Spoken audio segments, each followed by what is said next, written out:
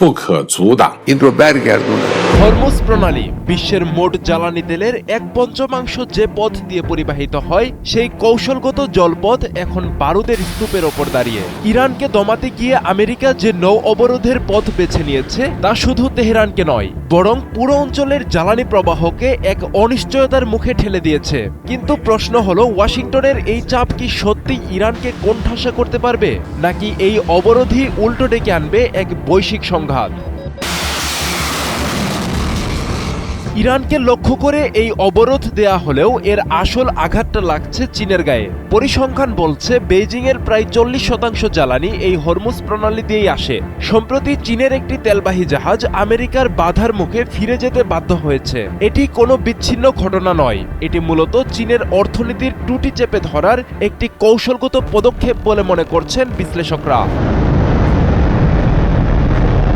চীন এই পরিস্থিতিকে বিপজ্জনক ও দায়িত্বজ্ঞানহীন বলে আখ্যা দিয়েছে। তাদের বার্তা পরিষ্কার, জ্বালানি নিরাপত্তার প্রশ্নে বেইজিং কোনো আপোষ করবে না।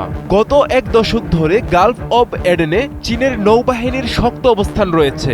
এখন যদি চীন তাদের নিজস্ব তেলের জাহাজগুলোকে সুরক্ষা দিতে হরমুজ প্রণালীতে যুদ্ধজাহাজ বা নেভাল এসকর্ট মোতায়েন করে, তবে তা হবে আমেরিকার জন্য সরাসরি চ্যালেঞ্জ।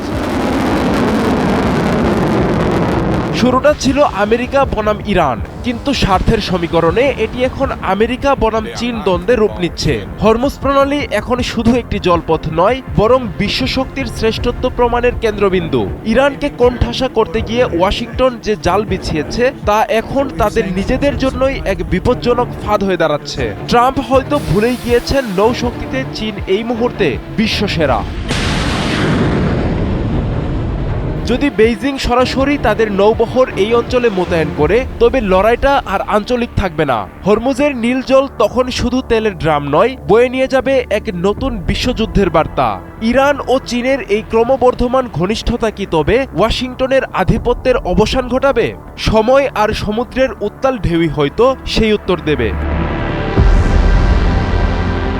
আব্দুল্লাহ আল মারুফ, ৭১।